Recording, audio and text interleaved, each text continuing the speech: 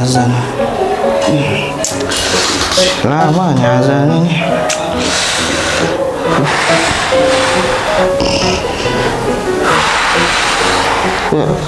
Assalamualaikum.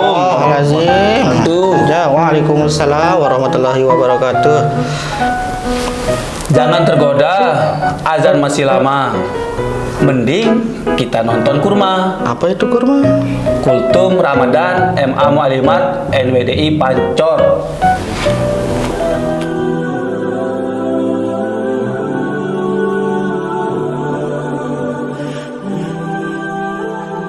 Bismillahirrahmanirrahim. Bismillahirrahmanirrahim.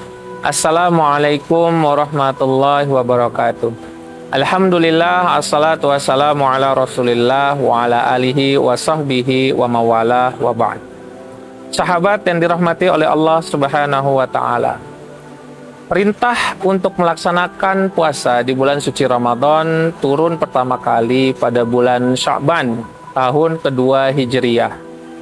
Saat itu ditandai dengan turunnya ayat suci Al-Quran yang berbunyi, Ya ayyuhalladzina amanu kutiba alaikumusiyam kama kutiba alal ladzina min qablikum la'allakum tattaqun. Namun ternyata kaum muslimin saat itu mesti dihadapkan 1 bulan setelahnya dengan suatu peperangan yang besar di awal keislaman, yaitu apa? Perang Badar. Perang Badar terjadi di bulan suci Ramadan. Kaum muslimin saat itu diharuskan untuk berpuasa Ramadan sambil berperang. Tetapi hebatnya kaum muslimin diganjar atau diapresiasi oleh Allah Subhanahu wa taala dengan kemenangan. Padahal kalau kita lihat dalam prosesnya, kaum muslimin kalah jumlah pasukan sangat jauh. Tetapi itulah apresiasi terbaik yang diberikan oleh Allah Subhanahu wa taala. Tidak hanya sampai pada Perang Badar saja. Ketika sekitar tahun 8 Hijriyah, kaum muslimin harus dihadapkan oleh salah satu perang yang terkenal, yaitu apa? Fathu Mekah.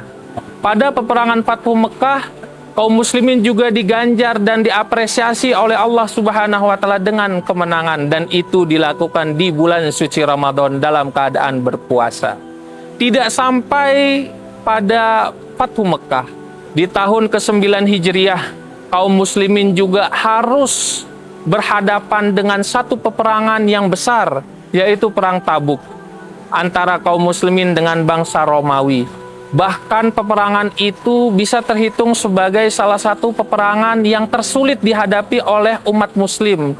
Tersulitnya karena keadaan panas yang terik, kemudian keterbatasan air dan makanan, dan juga keterbatasan logistik.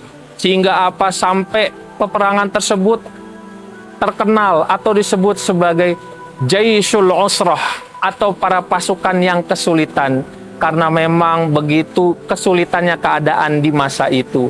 Dan itu dilakukan di tengah-tengah bulan puasa, di bulan suci Ramadan.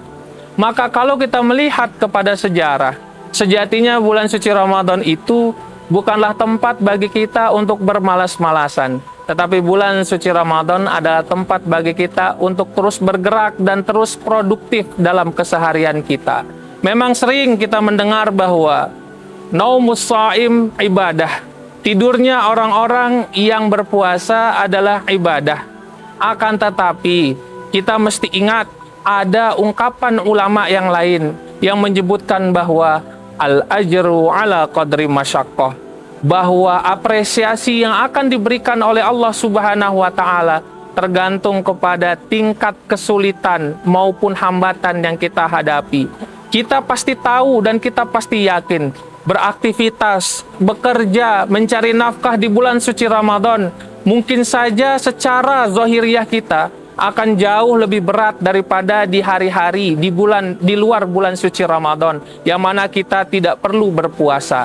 Tetapi ingatlah, apresiasi dan ganjaran yang diberikan oleh Allah Subhanahu wa taala akan sesuai dan jauh lebih besar daripada ganjaran-ganjaran biasanya.